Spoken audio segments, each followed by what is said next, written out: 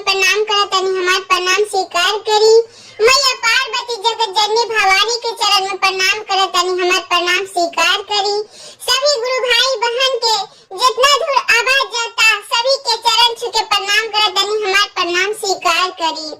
तो हे गुरु बहना, आज बहुत ही सुंदर देहाती भजन सुनावतनी। तो एगो गांव में एगो व्यक्ति रहे, वो रोज दिन ठेला चलावत रहे, ठेला चला के अपन बाल बच्चा के परवरिश करत रहे। तो बेचारा के बहुत कम कमाई होत रहे, काहे से कि अब तो लोग कार मारुति पर चढ़ता, ठेला पर बहुत कम आदमी चढ़ता, यही से बेचारा के बहुत कम कमाई होत रहे। तो मेहरारू जब आवे घर में तो मेहरारू खटपटाए लगे, कहे कि मोना कुछ नहीं के कमात, नतिया के बेटा जाता और ऐसा ही बाजार में टहल के चलावता, कुछ नहीं खिलावत। तो बेचारा रात भर कैसे हो रहल, अब बिहान होके फिर 3 बजे भोर उठ के महादेव के पूजा पाठ करके आ 3 रुपया रहे पास में से ले लेलक आ ठेला चलावे चल गई।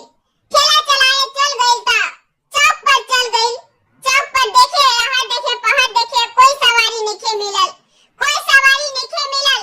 तो बेचारा मन में सोचे कि आज तो कोई सवारी नहीं मिल रहल बा, आज तो औरो जाए तो हमार मेहरारू झाड़ू लेके मारी है हमरा के, काहे कि घर में राशन पानी भी नहीं थे।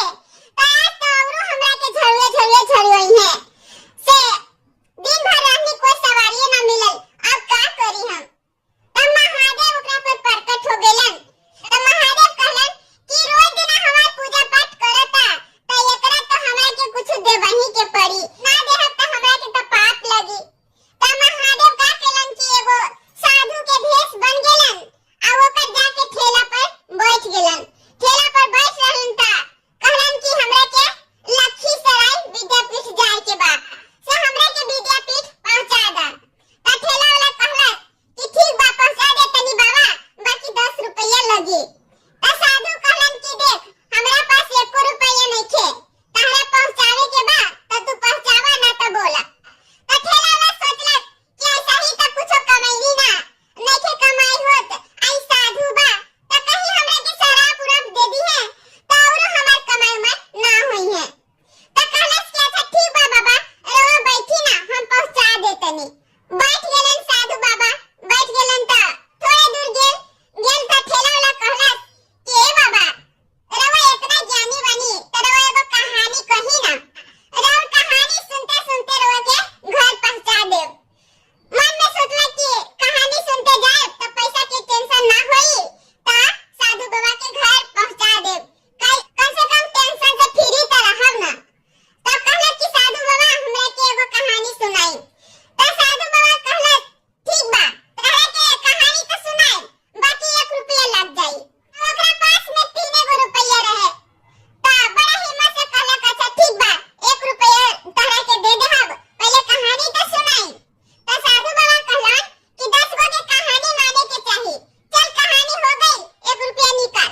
ठेला वाला चढ़ा गई, कहलस कि इतना ही मेरा और कहानी हो गई। तो साधु बाबा कहले कि हां कहानी हो गई। तो ठेला वाला कहलस कि ए बाबा, इतना गो कहानी रवा सुनैनी ना, बाकी हमर मन नइखे भरल, से एगो औरी कहानी कही ना।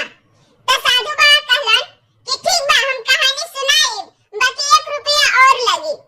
तो ठेला वाला कहलन कि हमरा पास तो 3 रुपया रहल, तो 1 रुपया तो इनका के दे देनी, अब 2 रुपया बचल, तो ठीक बा 1 रुपया और दे देहब। तो ठेला वाला कहलन अच्छा ठीक बा 1 रुपया दे देहब, एगो कहानी तो सुनाई। फिर साधु बाबा कहानी सुनावे लगलन। तो कहलन सच बात मेहरारू के कबो ना बतावे के चाही, चल कहानी हो गई, 1 रुपया निकाल।